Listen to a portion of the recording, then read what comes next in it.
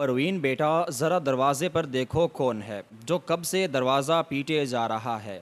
سکینہ نے اپنی چھوٹی بیٹی کو دروازہ کھولنے کے لیے بھیجا کیونکہ مسلسل دروازہ بجے ہی جا رہا تھا اور شور کی آوازیں بھی سنائی دے رہی تھیں۔ پروین جو بیٹھی پڑ رہی تھی، ماں کے کہنے پر جلدی سے اٹھی اور دروازے کی طرف بڑھنے لگی۔ رکو پروین، دروازہ مت کھولو۔ اچانک سے ایک آواز پر وہ رکی اور پیچھے مڑ کر دیکھا تو وہ پروین کی بڑی بہن نائلہ تھی۔ آپا، کب سے دروازہ بج رہا ہے، بس اسی لیے ہی میں دیکھنے کے لیے جا رہی تھی۔ اماں، اتنے سارے لوگ ہمارے دروازے پر آخر کس وجہ سے جمع ہیں؟ کہیں یہ ہمیں یہاں سے دوبارہ نکالنا تو نہیں چاہتے؟ مجھے تو لگتا ہے یہ ایک بار پھر سے ہمارے خلاف کوئی سازش رچا کر آئے ہیں تاکہ ہمیں پھر سے بے عزت کر کے اس جگہ سے بھی نکال دیں، جیسے ان لوگوں نے ہمیں گاؤں سے نکالا تھا۔ نائلہ کے چہرے پر پریشانی کے آثار نمایاں تھے۔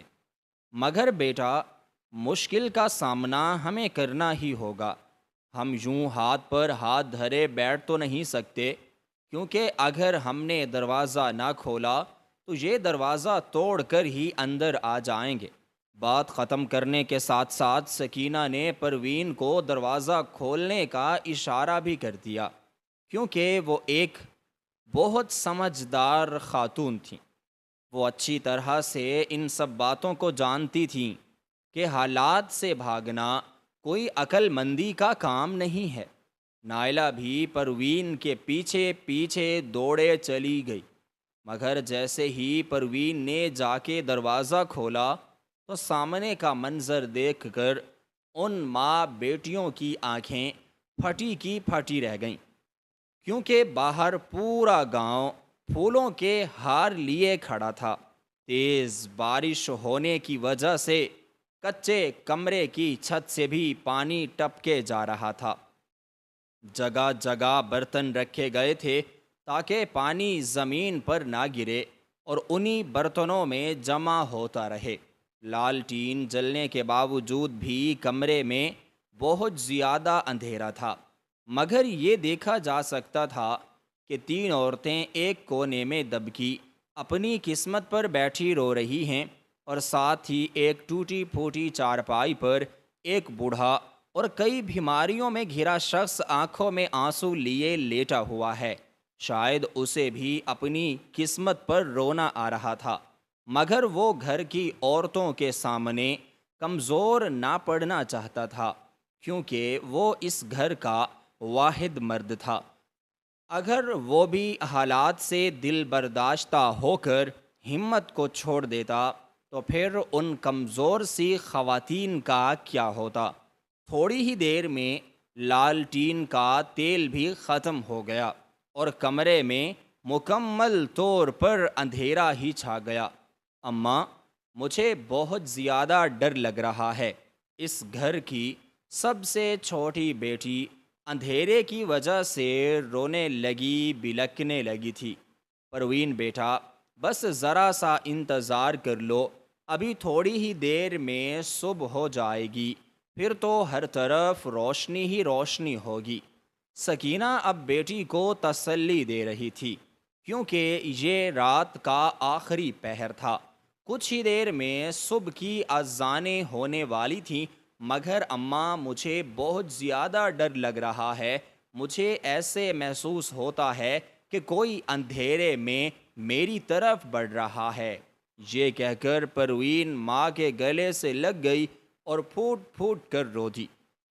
سکینہ بیٹی کو اپنی باہوں میں ایسے چھپائے بیٹھی تھی جیسے مرغی اپنے چوزوں کو اپنے پروں میں چھپاتی ہے، مگر سکینہ کی دوسری بیٹی نائلہ دم سادے بیٹھی تھی۔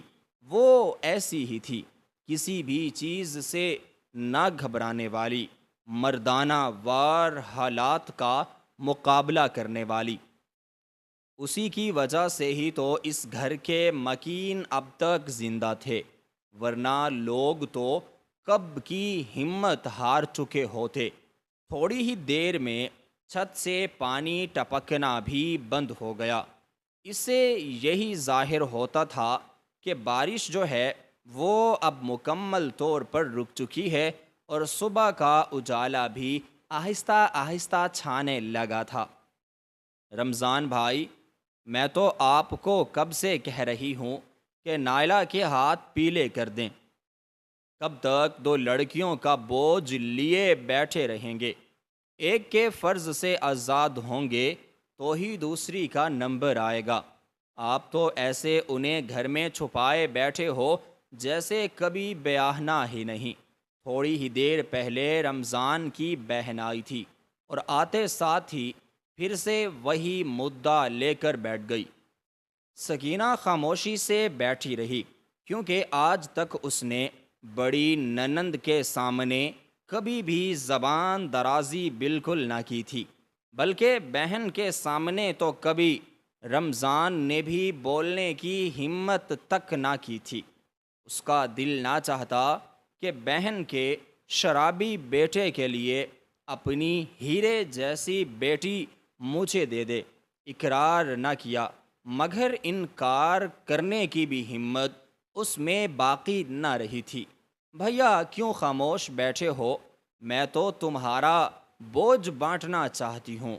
گاؤں والے بھی طرح طرح کی باتیں کرنے لگے ہیں کہ رمضان کیسے دو جوان بیٹیوں کو اپنے گھر میں بٹھائے ہوئے ہے۔ میں تو کہتی ہوں بس تم مجھے تاریخ دے ہی دو۔ اب میرا مظہر ماشاءاللہ سے کمانے لگا ہے، تمہاری بیٹی کو کوئی دکھ نہ ہوگا۔ اپنی پھپھو کے گھر جا رہی ہے، کسی غیر کے گھر نہیں جو تم اتنا سوچ رہی ہو۔ ایسا رشتہ تمہیں پھر نہ ملے گا، کیونکہ مظہر کے ابا بھی ضد کر رہے ہیں کہ وہ اپنی بہن کی طرف بیٹے کا رشتہ کرنا چاہتے ہیں۔ اب تک میں نے انہیں روکا ہوا تھا، مگر اب میں انہیں مزید نہ روک پاؤں گی۔ بس تم جلد ہی کوئی فیصلہ کرو۔ رضیہ نے ایک ہی سانس میں اتنی لمبی تقریر کر ڈالی، کیونکہ وہ بھائی اور بھاوج پر دباؤ ڈالنا چاہتی تھی، مگر وہ دونوں اب بھی اپنے لبوں کو سیے بیٹھے تھے۔ وہ اس رشتے سے انکار کرنا چاہتے، مگر اس بات کی وہ جرت نہ رکھتے تھے۔ پھپھو آپ کو ایک باری میں سمجھ کیوں نہیں آتی؟ اگر کوئی رضامندی نہیں دے رہا تو اس کا یہی مطلب ہوا نا کہ اگلا بندہ اس بات پر راضی نہیں ہے۔ تو پھر آپ کیوں روز روز میرا رشتہ لے کر ہمارے گھر منہ اٹھا کے دوڑی چلی آتی ہیں؟ میں نے ابھی پڑھنا ہے، میرا شادی کا کوئی ارادہ نہیں، اس لیے آپ میرے والدین کو ہر وقت پریشان کرنے کے لیے نہ آ جایا کریں۔ اچانک سے رضیہ نے پیچھے مڑ کر دیکھا تو اس کی بڑی بھتیجی کھڑی تھی، جس نے تمیز کے دائرے میں رہتے ہوئے سیدھے سیدھے شادی سے انکار کر دیا تھا۔ توبہ استغفار، رضیہ اپنے کانوں کو چھوتے ہوئے کہنے لگی۔ رمضان تمہاری بیٹی کیسے بڑوں کے سامنے اپنی زبان چلا رہی ہے؟ ارے بی بی، آج تک تو تمہارا باپ بھی میرے سامنے نہ بولا، کیونکہ میں اس کی بڑی بہن ہوں، مگر تم میں اتنی زیادہ ہمت کہاں سے آ گئی؟ تم تو بڑے چھوٹے کا لحاظ کرنا ہی بھول گئی ہو۔ دو جماعتیں کیا پڑھ لیں، اب تو تم بڑوں کے منہ کو آ رہی ہو۔ رضیہ اب تک اپنے کانوں کو ہاتھ لگائے بیٹھی تھی۔ پھپھو، میں نے آپ سے کوئی بدتمیزی نہیں کی، بلکہ میں نے تو صرف آپ سے یہ کہا ہے کہ ابھی میرا شادی کرنے کا دور دور تک کوئی ارادہ نہیں۔ میں پڑھنا چاہتی ہوں، جب پڑھ لکھ کر میں کچھ بن جاؤں گی تو میں اپنے بابا کا ہاتھ بھٹاؤں گی، اس کے بعد ہی شادی کے بارے میں سوچوں گی۔ اس لیے پلیز آپ ہمیں روز روز پریشان کرنے نہ آ جایا کریں۔ یہ کہہ کر وہ وہاں سے چلی گئی۔ نائلہ نے سوچنے کا تو کہہ دیا، مگر وہ تو مظہر کے بارے میں سوچ بھی نہ سکتی تھی۔ ایسے شرابی اور جواری سے تو بہتر تھا کہ وہ ساری زندگی کمواری ہی بیٹھی رہے۔ رضیہ اسے جاتا ہوا دیکھنے لگی۔ رمضان، تمہاری بیٹی کے تیور مجھے کچھ صحیح نہیں لگ رہے۔ یہ ضرور کوئی نہ ایک دن چند چڑھائے گی۔ اس کا جلدی جلدی سے کوئی انتظام کر لو، ورنہ پھر تم مجھے نہ کہنا کہ بتایا نہیں۔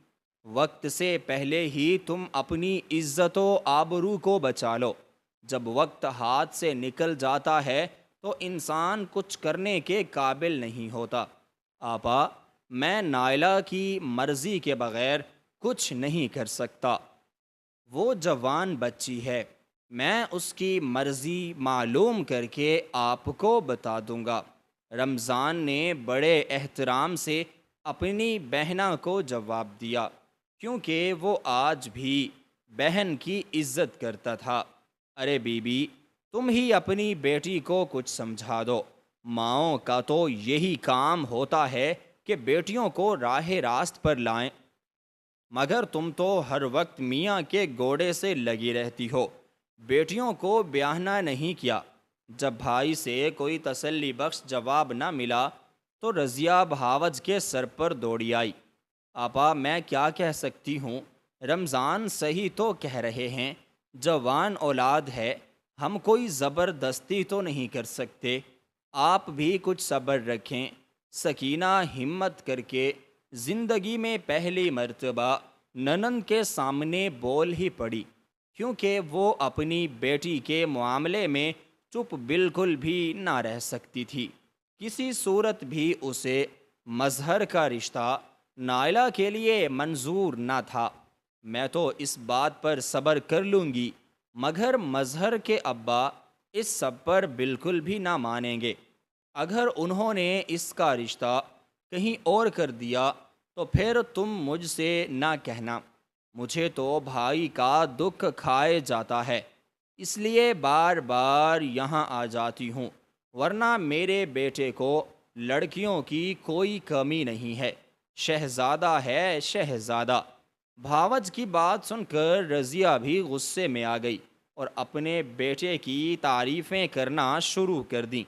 دل ہی دل میں تو وہ بھی اچھے طریقے سے جانتی تھی کہ اس کا بیٹا نائلہ کے لائق نہیں، مگر وہ تو ماں تھی اور ہر ماں کو اپنا بیٹا شہزادہ ہی لگتا ہے۔ تھوڑی دیر تو ان کے درمیان خاموشی چھائی رہی، پھر کچھ ہی دیر بعد رضیہ اٹھ کے وہاں سے جانے لگی۔ جاتے جاتے انہیں کچھ دن کا وہ وقت بھی دے گئی۔ آپا، آپ کیوں رو رو کر اپنی جان کو جلا رہی ہیں؟ ابا آپ کی مرضی کے بغیر کبھی بھی پھپھو کو ہاں بالکل بھی نہ کریں گے۔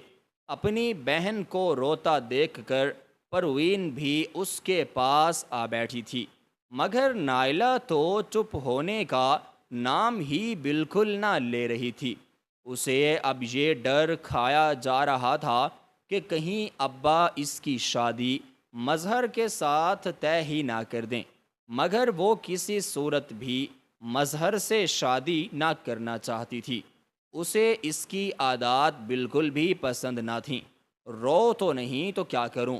پھپھو ہر دوسرے دن ہمارے گھر کے چکر لگا رہی ہیں، وہ ایک نہ ایک دن بابا کو منا ہی لیں گی۔ نائلہ نے دوپٹے سے آنسو پونچھتے ہوئے کہا، آپا، کیا آپ ابا کو نہیں جانتی؟ آج تک انہوں نے ہماری مرضی کے خلاف کوئی کام نہیں کیا، تو اب آگے بھی نہیں کریں گے۔ بس آپ فکر نہ کریں اور اللہ تعالیٰ سے دعا کریں کہ ابا کی طبیعت جلد سے جلد ٹھیک ہو جائے اور وہ پھر سے کام کاج پر جانے لگیں۔ رمضان سبزیوں کی ریڑھی لگاتا تھا، مگر پچھلے ایک مہینے سے وہ گھر پر بیٹھا تھا۔ ہر روز ہی اسے بخار پر بخار ہو جاتا اور ایسا ہوتا کہ وہ بستر سے ہی نہ اٹھ پاتا۔ وہ لوگ تو صرف اسے بخار ہی سمجھ رہے تھے، مگر رمضان اتنی بڑی بیماری سے لڑ رہا تھا، یہ کوئی نہ جانتا تھا۔ نائلہ اب بالکل خاموش ہو چکی تھی۔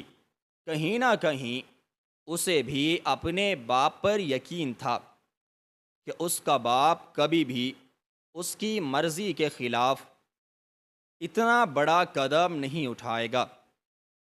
اماں، میں نے تو تم سے کہہ دیا ہے، میں شادی کروں گا تو صرف اور صرف نائلہ سے، ورنہ اپنی جان لے لوں گا۔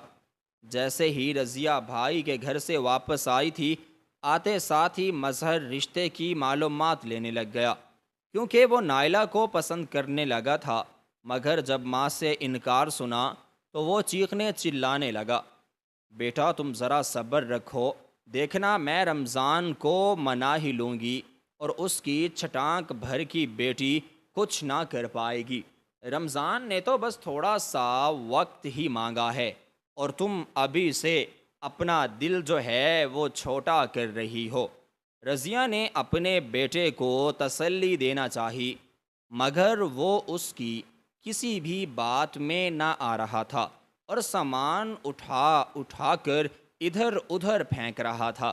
اماں، میں نے پہلے بھی آپ سے کہا تھا اور آج بھی میں آپ سے کہہ رہا ہوں، اگر مجھے نائلہ نہ ملی تو آپ کا بیٹا بھی نہ رہے گا۔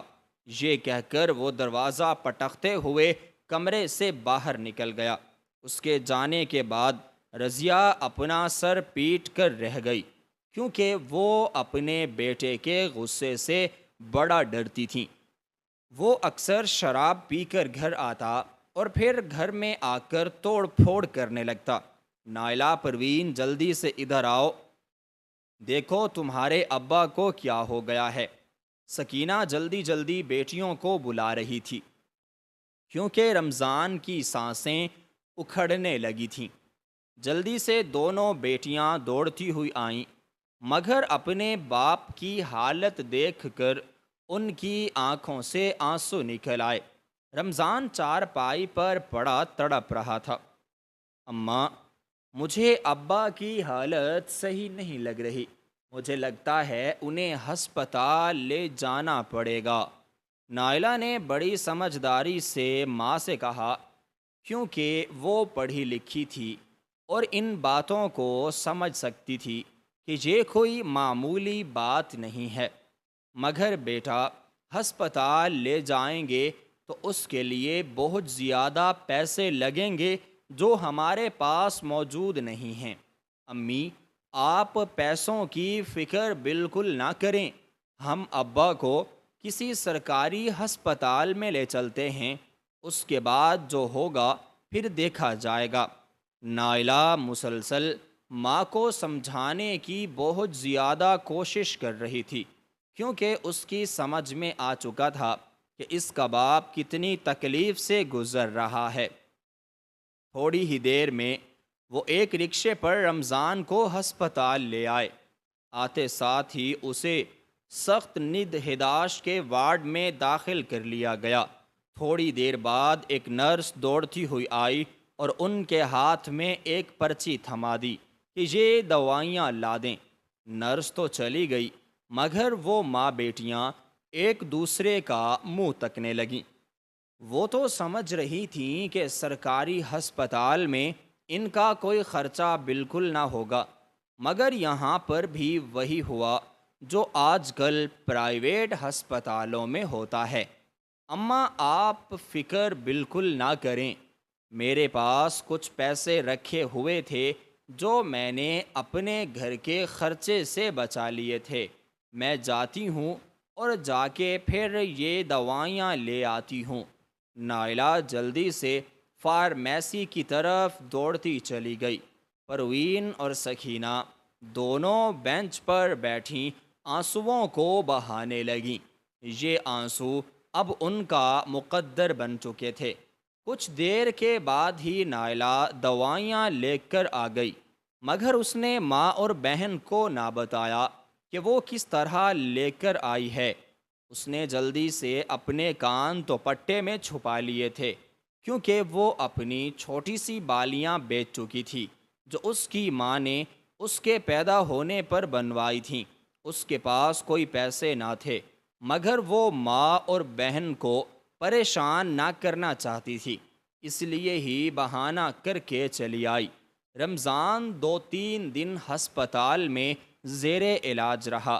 ڈاکٹرز نے اب اس کی بیماری کی تشخیص کر دی تھی۔ رمضان پچھلے 6 مہینوں سے بلڈ کینسر کی بیماری سے لڑ رہا تھا، مگر کسی کو خبر ہی نہ ہوئی، کیونکہ آج تک تو وہ گاؤں کے ڈاکٹر کو ہی دکھا دیتے اور وہ بخار کی دوائیاں دے دیتا، مگر آج اتنی بڑی بیماری کا سن کر تو ان کے دل ہی دہل گئے۔ بیٹا، میری سمجھ میں کچھ نہیں آ رہا، تمہارے باپ کا علاج کیسے ہوگا؟ ہمارے پاس تو اتنے بھی پیسے نہیں کہ ان کی دوائیاں لے سکیں، تو اتنا مہنگا علاج کیسے کروائیں گے؟ ڈاکٹر بتا رہا ہے کہ اس علاج پر بڑا خرچہ آتا ہے۔ سکینہ آنسو بہائے جا رہی تھی۔ امی، آپ فکر کیوں کرتی ہیں؟ کچھ نہ کچھ ہو جائے گا، ہم اپنا گھر بیچ دیں گے مگر ابا کی جان بچا لیں گے۔ نائلہ اب ماں کو وہ گھر بیچنے کا کہہ رہی تھی جو ان کا واحد سہارا تھا۔ اس کے علاوہ ان کے پاس کوئی زمین کا ٹکڑا بھی نہ تھا۔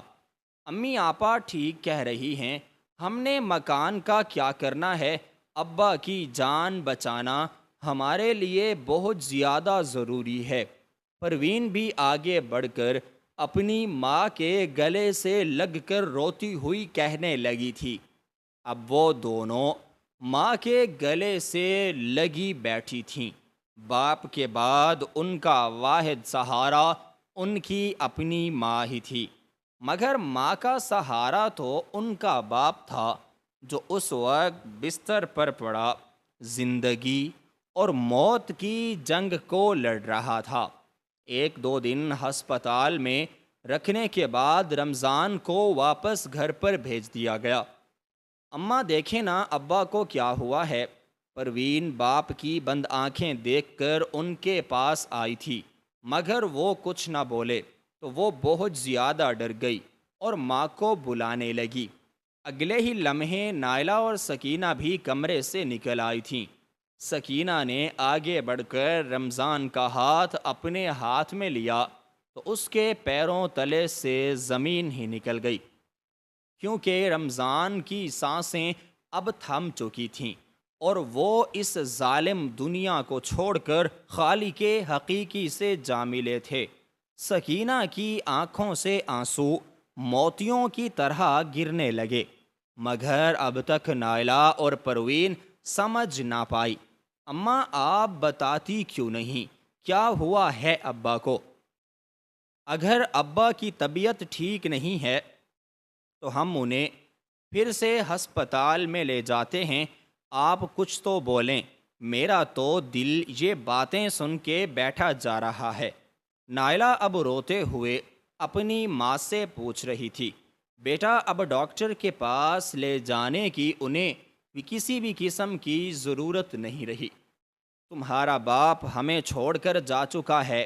ماں کے الفاظ نائلہ کو گرم سیسا کی طرح معلوم ہوئے جو اس کے کانوں میں انڈیل دیے گئے ہوں۔ وہ روتے ہوئے نفی میں اپنے سر کو ہلانے لگی۔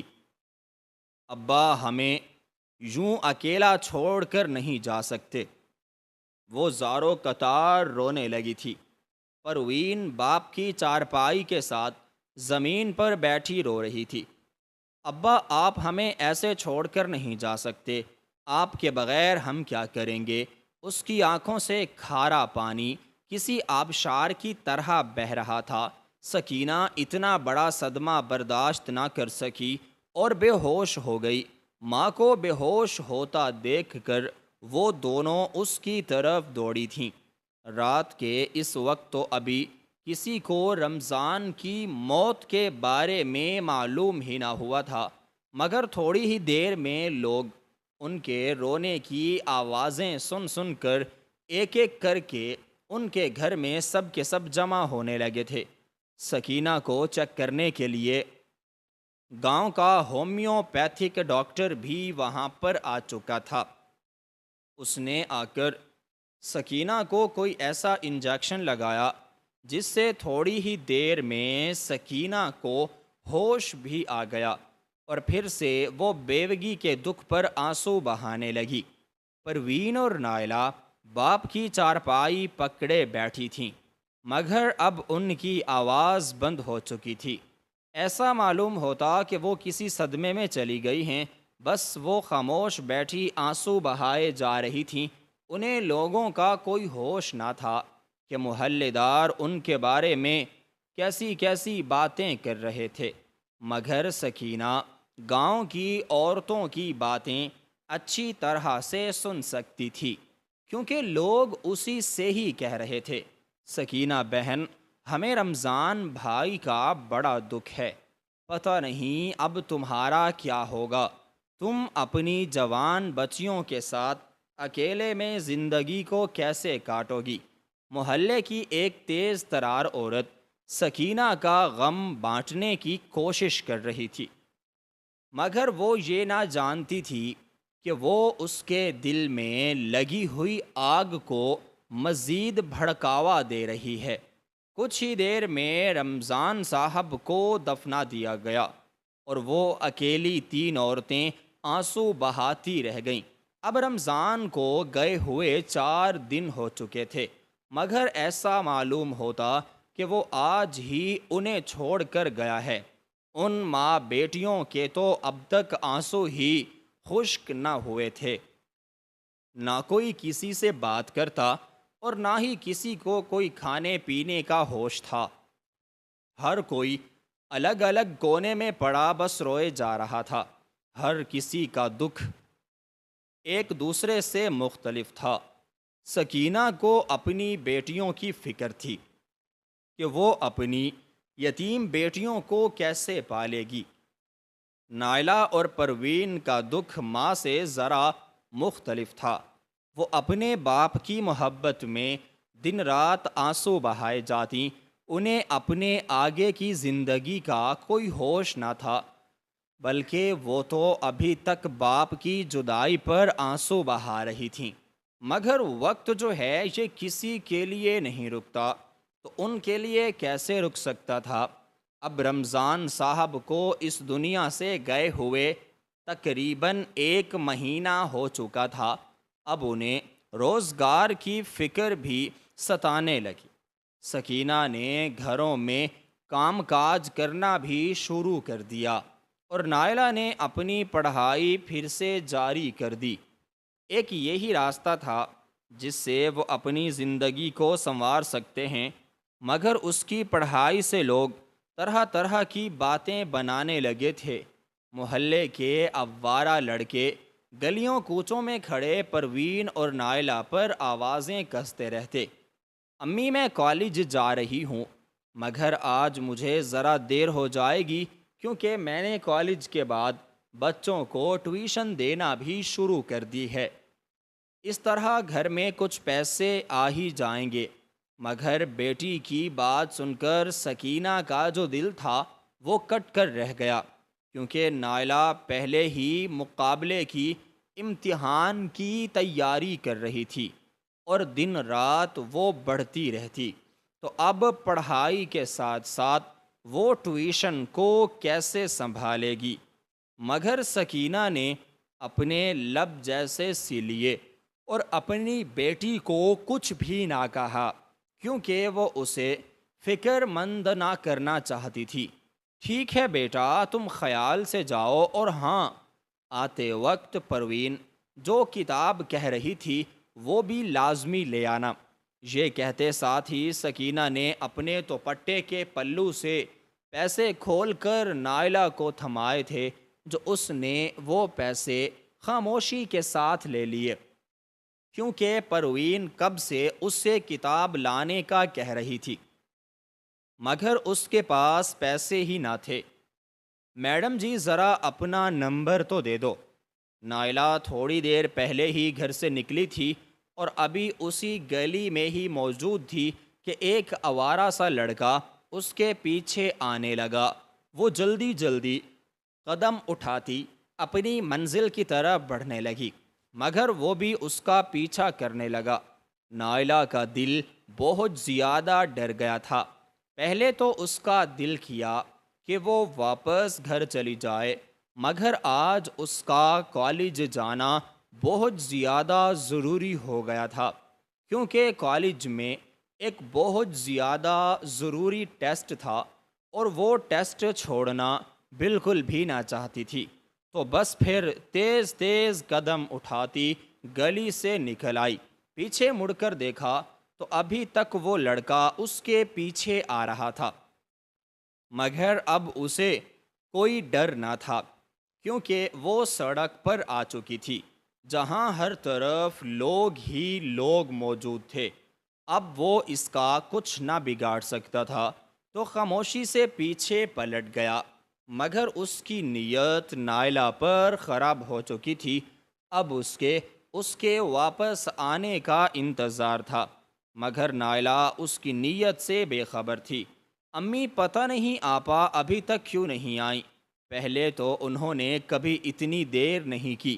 میرا تو دل بیٹھا جا رہا ہے، اللہ خیر کرے کہیں کوئی مسئلہ تو نہیں ہو گیا، پروین فکر مندی کے ساتھ اپنی ماں سے کہہ رہی تھی۔ بیٹا تم فکر نہ کرو، نائلہ جاتے وقت مجھ سے یہ سب باتیں کہہ کر گئی تھی کہ آج سے اس نے بچوں کو ٹیوشن دینا بھی شروع کر دی ہے، اس لیے آج اسے آنے میں ذرا دیر ہو جائے گی۔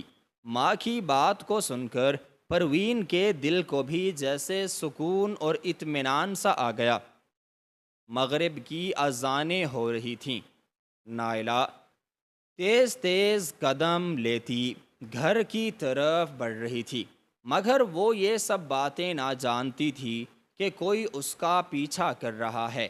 وہ تو بس جلد سے جلد گھر پہنچنا چاہتی تھی، کیونکہ آج تک وہ اس ٹائم پر کبھی بھی گھر سے باہر نہ رہی تھی، مگر آج ٹیوشن کی وجہ سے اسے وہاں سے بہت زیادہ دیر ہو گئی۔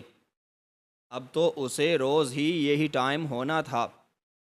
اچانک سے کسی آواز پر اس نے پیچھے مڑ کر دیکھا تو اس کے پیروں تلے سے زمین نکل گئی۔ اب وہ لڑکا اکیلا نہ تھا، بلکہ اس کے ساتھ دو اور لڑکے بھی تھے جو مکروسی ہنسی ہنستے ہوئے اس کا پیچھا کر رہے تھے۔ نائلہ کا دل زور زور سے دھڑکنے لگا، اسے اپنی سانسیں رکتی ہوئی محسوس ہوئیں۔ وہ تیز تیز قدم لیتی گھر کی طرف بڑھ رہی تھی، مگر وہ گھر سے خاصا دور تھی۔ اس کی سمجھ میں کچھ بھی نہ آ رہا تھا کہ وہ کیا کرے۔ گلی میں کوئی موجود نہ تھا، ہر طرف اندھیرا ہی اندھیرا تھا، مگر وہ پھر بھی ہمت کر کے تیز تیز قدم لیتی گھر کی جانب بڑھنے لگی۔ وہ لڑکے بھی اس کے پیچھے پیچھے آ رہے تھے۔ نائلہ کا سارا جسم پسینے سے شرابور ہو رہا تھا، مگر اسے کسی چیز کا کوئی ہوش بھی نہ تھا۔ اس کا دل چاہتا کہ اڑ کر گھر پہنچ جائے۔ جیسے جیسے وہ قدم لیتی جا رہی تھی، گھر کی طرف فاصلہ کم ہوتا چلا جا رہا تھا۔ اب وہ اپنی گلی میں پہنچ چکی تھی۔ اس نے پیچھے مڑ کر دیکھا تو وہ لڑکے اب بھی اس کے پیچھے آ رہے تھے۔ اب نائلہ نے بھاگنا شروع کر دیا، کیونکہ اس کی ہمت جواب دینے لگی تھی۔ ان لڑکوں نے بھی اسے بھاگتا دیکھ کر دوڑ لگا دی، مگر اس سے پہلے کہ وہ اس تک پہنچ پاتے، وہ جلدی سے اپنے دروازے کے اندر چلی گئی اور اندر سے کنڈی لگا دی۔ اس کا سانس پھولا ہوا تھا، وہ آگے نہ بڑھ سکی اور دروازے کے ساتھ ٹیک لگائے گھٹنوں میں سر دیے زمین پر ہی بیٹھ گئی۔ اس کی آنکھوں سے آنسو رکتے ہوئے نہ تھمتے تھے۔ وہ اپنی ماں اور بہن کو پریشان نہ کرنا چاہتی تھی، مگر آنسو رکنے کا اب تک ناکام ہو رہے تھے۔ تھوڑی ہی دیر میں سکینہ نے اسے دیکھ لیا اور اس کی طرف آئیں۔ وہ جلدی سے اپنے آنسو پونچھ کر وہاں کھڑی ہو گئی۔ کیا ہوا ہے بیٹا؟ تم یہاں پر اس طرح کیوں بیٹھی ہوئی ہو اور تم رو کیوں رہی ہو؟ وہ بہت بڑی فکر مندی سے اپنی بیٹی سے پوچھ رہی تھیں، مگر نائلہ نے انہیں کچھ نہ بتایا۔ کچھ نہیں امی، بس وہ گلی میں کتا پیچھے لگ گیا تھا، آئیں آپ اندر چلیں اور مجھے کھانا دیں، مجھے بہت زیادہ بھوک لگ رہی ہے۔ اس نے ماں کو سچ نہ بتایا کیونکہ وہ اپنی پریشان حال ماں کو مزید پریشان نہ کرنا چاہتی تھی۔ سکینہ نے بھی اس کی بات مان لی کیونکہ اکثر ان کی گلی میں آوارہ کتے پھرتے رہتے تھے۔ چلو بیٹا تم جلدی سے ہاتھ منہ دھو لو، میں تمہارے لیے کھانا لاتی ہوں۔ نائلہ دوڑتی ہوئی کمرے کے اندر چلی گئی۔ ان کے گھر میں ایک ہی کمرہ موجود تھا جس میں وہ تینوں رہتی تھیں۔ آ رہی ہوں بھائی، تھوڑا ذرا صبر تو رکھو۔ ان کے گھر کا دروازہ زور زور سے بج رہا تھا۔ سکینہ لمبے لمبے ڈنگ بھرتی دروازے کی طرف بڑھ گئی۔ جیسے ہی اس نے دروازہ کھولا تو سامنے اس کی ننند کھڑی تھی۔ کب سے دروازہ بجائے جا رہی ہوں، کیا موت پڑ گئی ہے تم لوگوں کو کہ دروازہ ہی تم لوگ نہیں کھول رہے، یا جان بوجھ کر مجھے دیکھ کر تم لوگوں نے دروازہ نہیں کھولا؟ بی بی یہ نہ سمجھنا کہ میرا بھائی چلا گیا ہے تو اب میرا اس گھر سے ناتا ٹوٹ گیا ہے، وہ غصے سے کہتی ہوئی اندر بڑھ رہی تھیں۔ نہیں آپا، ایسی کوئی بات نہیں ہے، میں نماز پڑھ رہی تھی اور دونوں بچیاں اندر تھیں، شاید ان کو دروازہ بجنے کی آواز نہ گئی ہو، بس اس لیے ہی دروازہ کھولنے میں ذرا دیر ہو گئی۔ آئیں نا آپ بیٹھیں۔ سکینہ نے فوراً سے ننند کے آگے صفائی پیش کی تھی کیونکہ اس کے آنے سے پہلے وہ نماز ہی پڑھ رہی تھی۔ اب وہ دونوں صحن میں پڑی ایک چارپائی پر بیٹھی تھیں۔ کہاں ہیں تمہاری دونوں لاڈلیاں؟ رضیہ اب نائلہ اور پروین کے بارے میں پوچھے چلے جا رہی تھی۔ باجی وہ شاید اندر ہو، میں اسے بلا کر لاتی ہوں۔ یہ کہہ کر سکینہ وہاں سے اٹھ کر چلی گئی۔ تھوڑی دیر میں وہ تینوں وہاں پر آ چکی تھیں۔ سکینہ، میں نے تم سے ایک بہت زیادہ ضروری بات کرنی ہے۔ تمہیں اس سب یاد ہوگا کہ بھائی صاحب کے مرنے سے پہلے میں نے نائلہ کا رشتہ مانگا تھا تو اس پر بھائی صاحب کو بھی کوئی اعتراض نہ تھا، بس انہوں نے تھوڑا سا وقت مانگا تھا، اس لیے میں آج شادی کی تاریخ لینے آئی ہوں کیونکہ اب مظہر اور انتظار نہیں کر سکتا۔ رضیہ نے تو تینوں ماں بیٹیوں پر بم ہی پھوڑ دیا۔ باجی ہم نے مظہر کے رشتے پر ہاں نہ کی تھی اور آپ تو سیدھا تاریخ ہی لینے چلی آئیں۔ سکینہ نے ہمت کر کے رضیہ کو جواب دے ہی ڈالا کیونکہ آج اس کے سر پر اس کے شوہر کا سایہ موجود نہ تھا جو آج سے پہلے یہ تمام معاملات سنبھالتا آیا تھا۔ ارے بی بی، میرے بھائی نے مجھے کوئی انکار نہیں کیا تھا، بس ذرا سا اس نے مجھ سے وقت ہی مانگا تھا اور اب بہت وقت ہو گیا ہے، اب میں اور انتظار نہ کروں گی، بس تم شادی کی جلدی جلدی سے تیاری پکڑو۔ وہ اب غصے میں آ کر چلانے لگی تھیں، شاید وہ ان پر اپنا رعب ڈالنا چاہتی تھیں۔ پھپھو آپ یہ کیسی باتیں کر رہی ہیں؟ امی جب کہہ رہی ہیں کہ وہ اس رشتے سے راضی نہیں تو آپ اس سب کے لیے زبردستی نہیں کر سکتی۔ پروین نے اونچی آواز میں پہلی مرتبہ اپنی پھپھو سے بات کی تھی۔ واہ بھائی واہ، پہلے تو صرف بڑی زبان چلاتی تھی، اب تو چھوٹی کے بھی پر نکل آئے ہیں۔ رضیہ بیگم نے منہ کے زاویے بگاڑتے ہوئے عجیب سی نظروں سے پروین کی طرف دیکھا تھا، مگر نائلہ اب تک خاموش کھڑی تھی کیونکہ وہ اچھی طرح سے جانتی تھی کہ اس کی پھپھو ان لوگوں پر بالکل بھی اپنی مرضی نہیں تھوپ سکتی۔ رضیہ آپا، آپ بے شک ہر روز ہمارے گھر پر آئیں، مگر میں مظہر سے نائلہ کا رشتہ کسی صورت بھی طے نہ کروں گی۔ سکینہ نے پہلی مرتبہ ننن سے دو ٹوک انداز میں بات کی تھی۔ سکینہ کی بات سن کر تو وہ اور بھی بہت زیادہ آگ بگولا ہو گئیں۔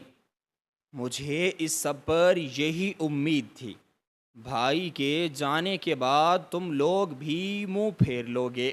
اب دیکھو میں تم لوگوں کے ساتھ کیا کرتی ہوں۔ یہ کہتے ہوئے وہ چارپائی سے اٹھ گئی اور اپنے پیر پٹکتی ہوئی گھر سے باہر کی طرف نکل آئی۔ نائلہ میری بات سنو، مجھے تم سے ایک بہت ضروری بات کرنی ہے۔ نائلہ جو کالج جانے کے لیے گھر سے نکلی تھی، پیچھے مڑ کر دیکھا تو اس کے پیروں تلے سے زمین ہی نکل گئی، کیونکہ وہاں اس کا پھپھو زاد مظہر کھڑا تھا۔ اس کی آنکھیں سرخ انگارہ ہو رہی تھیں، شاید اس نے شراب پی رکھی تھی۔ وہ لڑکھڑاتے قدموں کے ساتھ نائلہ کی طرف بڑھنے لگا۔ نائلہ کو اس سے بہت زیادہ ڈر محسوس ہو رہا تھا۔ وہ ایک ایک قدم پیچھے کی طرف ہٹ رہی تھی۔ مومانی جان نے میرے رشتے سے انکار کر دیا، تم انہیں سمجھاتی کیوں نہیں؟ وہ اب نائلہ سے اپنے رشتے کا ذکر کر رہا تھا۔ نائلہ ڈری سہمی دیوار کے ساتھ لگی کھڑی تھی۔ مظہر، اماں نے میرے کہنے پر ہی رشتے سے انکار کیا ہے۔ مجھے تم سے شادی کرنے میں کوئی دلچسپی نہیں۔ ہٹو تم میرے راستے سے، ورنہ میں چیخ کر سارے گاؤں کو یہیں پر اکٹھا کر لوں گی۔ اس نے ہچکیوں کے ساتھ روتے ہوئے ایک ایک لفظ ادا کیا تھا، مگر نائلہ کا جواب سن کر تو اس کے تن بدن میں آگ لگ گئی۔ مظہر اب اس کا گلا دبائے کھڑا تھا اور نائلہ جو تھی وہ درد سے چلا رہی تھی۔ پھر اس نے اپنی پوری طاقت لگا کر مظہر کو پیچھے دھکا دے دیا۔ وہ جو نشے میں دھت تھا اس کے ایک جھٹکے سے ہی نیچے گر گیا۔ وہ بھاگتی ہوئی گھر واپس آ گئی، کیونکہ وہ ابھی گھر سے اتنا دور نہ آئی تھی۔ آتے ساتھ ہی اس نے خود کو کمرے میں بند کر لیا۔ سکینہ اس وقت گھر پر موجود نہ تھی، کیونکہ وہ صبح ہی صبح لوگوں کے گھروں کے کام کرنے کے لیے نکل پڑتی تھی۔ پروین بھی کالج کے لیے جا چکی تھی۔ وہ گھر پر اکیلی ہی تھی بس، مگر تھوڑی ہی دیر میں زور زور سے دروازہ پیٹنے کی آوازیں بھی کانوں میں آنے لگیں۔ وہ ڈری سہمی کمرے میں چھپی بیٹھی تھی۔ وہ اچھی طرح سے جانتی تھی کہ وہ مظہر ہی ہے، مگر اس نے یہ طے کر لیا کہ وہ کسی بھی صورت دروازہ جا کر نہ کھولے گی، چاہے وہ دروازہ توڑ ہی کیوں نہ دے۔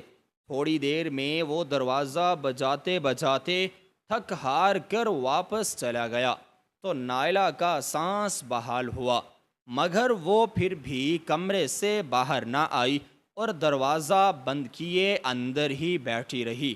اب تقریباً دوپہر ہو چکی تھی۔ کمرے کے دروازے پر دستک ہوئی تو نائلہ پھر سے ڈر گئی کہ شاید مظہر نہ آ گیا ہو، مگر یہ پروین تھی جو کالج سے واپس آ چکی تھی۔ نائلہ نے پروین کی آواز پہچان لی اور جلدی سے دروازہ کھولا۔ دروازہ کھولتے ہی وہ جلدی سے آ کے پروین کے گلے سے لگ گئی اور پھر پھوٹ پھوٹ کر رو دی۔ پروین بھی بہت زیادہ پریشان حیران ہو گئی کہ آخر یہ کیا ہوا ہے، کیونکہ آج پروین کالج کے لیے جلدی ہی نکل گئی تھی۔ وہ یہ نہ جانتی تھی کہ نائلہ کالج میں گئی ہے یا نہیں۔ کیا ہوا ہے آپا، آپ اتنا زیادہ کیوں رو رہی ہیں؟ نائلہ اب بھی اس کے گلے سے لگی روئے چلی جا رہی تھی۔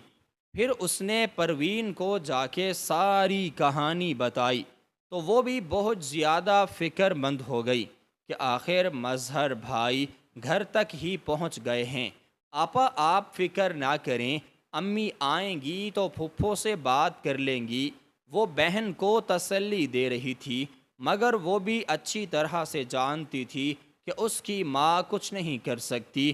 ان کی پھپھو تو اپنے بیٹے کے خلاف ایک بات بھی نہ سنتی تھی۔ وہ تینوں صحن میں بیٹھی کھانا کھا رہی تھیں کہ اچانک سے دروازہ زوروں زور سے بجنے لگا۔ سکینہ دروازہ کھولنے کے لیے جانے لگی، مگر نائلہ نے اسے بٹھا دیا کہ اماں آپ کھانا کھائیں، میں جا کر دروازہ کھولتی ہوں۔ مگر جیسے ہی اس نے جا کے دروازہ کھولا تو اس کا دل ہی دہل گیا۔ گاؤں کے لوگ باہر جمع ہوئے کھڑے تھے۔ اس کے دروازہ کھولتے ہی وہ سب کے سب گھر کے اندر داخل ہو گئے۔ وہ چلا چلا کر ان کو گاؤں سے نکل جانے کا کہے چلے جا رہے تھے۔ وہ تینوں ان کو یوں چلاتا دیکھ کر حیران ہو گئے کہ آخر انہوں نے کیا کیا ہے۔ بھائی صاحب، آپ یوں اس طرح ہمارے گھر کے اندر داخل ہو کر ہمیں نکال نہیں سکتے۔ آخر ہمارا قصور کیا ہے؟ ہم اپنا گھر چھوڑ کر کیوں جائیں؟ سکینہ نے آگے بڑھ کر ان سے پوچھا تھا، جو اب اس کے کمرے سے سامان اٹھا اٹھا کر باہر پھینک رہے تھے۔ ابھی بھی پوچھتی ہو کیا قصور ہے؟ تمہاری بچیوں نے سارے گاؤں میں بے غیرتی کو پھیلا رکھا ہے۔ کبھی تو یہ شام کے وقت گھر لوٹ رہی ہوتی ہیں تو کبھی دوپہر کو۔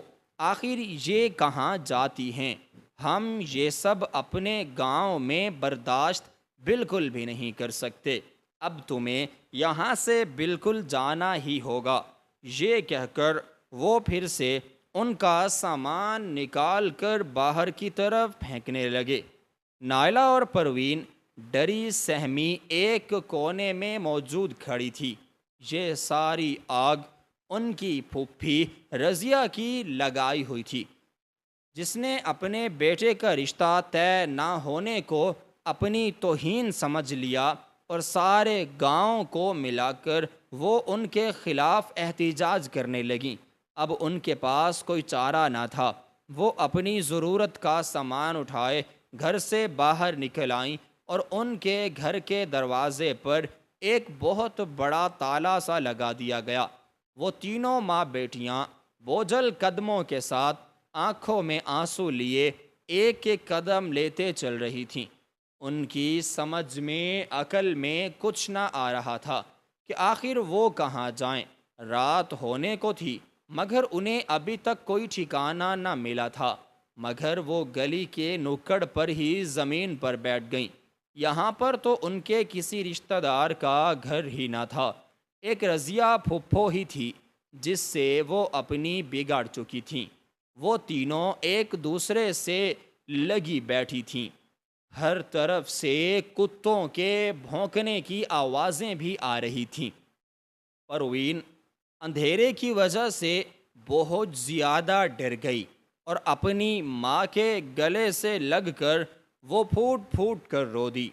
مگر سکینہ اس وقت اپنی بیٹی کو چپ کرانے کی ہمت بھی نہ رکھتی تھی۔ بیٹا، ہم مولوی صاحب کے گھر پر چلتے ہیں، وہ ہمیں اپنے گھر میں پناہ ضرور دے دیں گے۔ سکینہ کے دل میں امید کی ایک کرن جاگی تو اس نے فوراً سے اس بات کا ذکر پروین سے اور نائلہ سے کیا۔ اب وہ اپنی دونوں بیٹیوں کو لے کر مولوی صاحب کے گھر کی طرف جا رہی تھیں۔ امی، آپ یہ کیسے کہہ سکتی ہیں کہ مولوی صاحب کی بیوی ہمیں اپنے گھر رکھنے پر راضی ہو جائے گی؟ پروین نے فکر مندی کے ساتھ ماں سے سوال کیا تھا۔ بیٹا، وہ ایک نیک دل خاتون ہیں، وہ ہمیں اپنے گھر میں پناہ ضرور دے دیں گے۔ تم فکر نہ کرو اور جلدی جلدی سے چلو، کیونکہ رات بہت زیادہ ہو گئی ہے، کہیں وہ لوگ سو ہی نہ جائیں۔ وہ تیز تیز قدم لیتی مولوی صاحب کے گھر کی طرف بڑھ رہے تھے۔ امی، جب سارا گاؤں ہی ہمیں نکالنے پر تلا ہوا ہے تو وہ ہمیں پناہ کیوں دے گی؟ اب نائلہ کی فکر نے بھی سر اٹھایا تھا۔ بیٹا، تم لوگ میری بات پر یقین رکھو، مولوی صاحب کی بیگم سے میری بہت زیادہ اچھی جان پہچان ہے، وہ ضرور ہم لوگوں کو اپنے گھر میں پناہ دے دیں گی۔ سکینہ نے نائلہ کو سمجھاتے ہوئے کافی مرتبہ کہا تو وہ بھی خاموش ہو گئی، کیونکہ اب مولوی صاحب کا گھر قریب آ چکا تھا۔ اب جو بھی ہونا تھا وہ اپنی آنکھوں سے دیکھ سکتی تھی۔ مولوی صاحب کی بیوی بھی ان کی امید پر پوری اتری۔ اس نے انہیں کچھ دن کے لیے اپنے گھر رہنے کی جگہ دے دی، مگر وہ ہمیشہ کے لیے تو یہاں پر نہ رہ سکتی تھیں۔ سکینہ نے اپنے پاس کچھ پیسے جوڑ رکھے تھے کہ وہ اس کی بیٹیوں کی شادی میں کام آئیں گے، اور نائلہ کے پاس بھی ٹیوشن کی فیس بھی جمع ہو رکھی تھی۔ انہوں نے گاؤں کے باہر ہی ایک چھوٹا سا کچا کمرہ تیار کروانا شروع کر دیا، کیونکہ مولوی صاحب کی نیت انہیں کچھ ٹھیک معلوم نہ ہوتی۔ وہ ہر وقت ہی اپنی بیوی کی غیر موجودگی میں ان سے بات چیت کرنے کے بہانے ڈھونڈتے رہتے۔ وہ ان لوگوں کے اس رویے سے بہت زیادہ پریشان رہنے لگی تھی۔ ابھی تک تو ان کے پاس رہنے کا کوئی اور ٹھکانہ ہی موجود نہ تھا۔ وہ اس گھر کو چھوڑ کر نہ جا سکتی تھیں، تو مجبوراً انہیں وہاں پر رہنا پڑا۔ مگر ایک دن تو مولوی صاحب نے حد ہی کر دی۔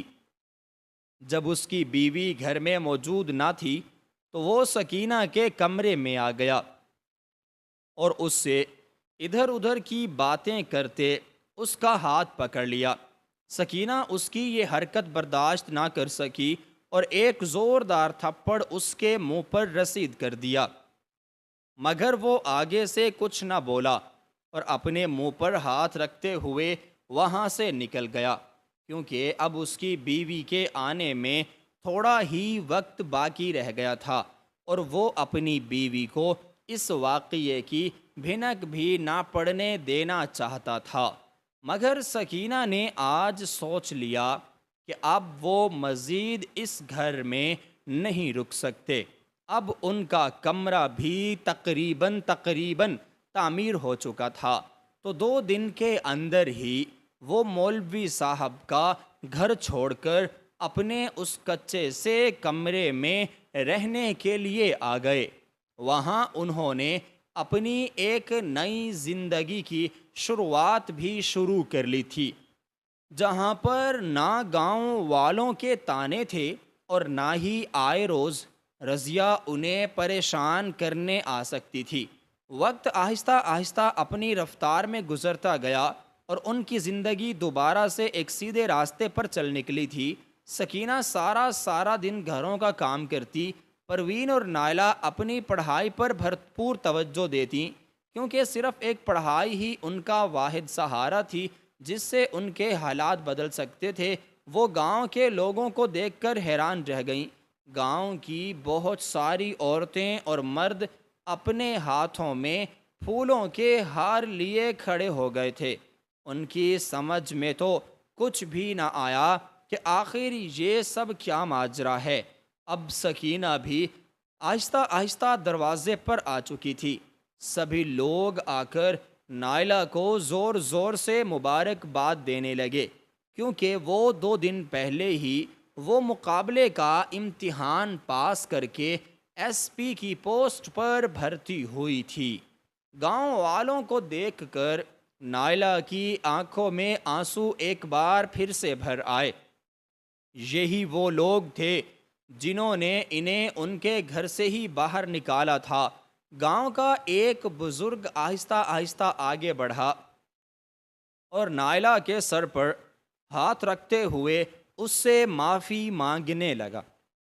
بیٹا، ہمیں معاف کر دو، ہم نے تمہیں غلط سمجھا، اب بس تم ہمارے ساتھ گاؤں واپس چلو۔ سکینہ اور پروین دور کھڑی یہ منظر دیکھ رہی تھیں۔ چاچا، آپ کو مجھ سے معافی مانگنے کی کوئی ضرورت نہیں، مگر اب ہم آپ کے ساتھ واپس گاؤں نہیں چل سکتے، کیونکہ مجھے حکومت کی طرف سے شہر میں ایک گھر اور گاڑی کچھ ہی دنوں میں مل جائے گی۔ ہم یہاں سے سیدھا وہیں چلے جائیں گے۔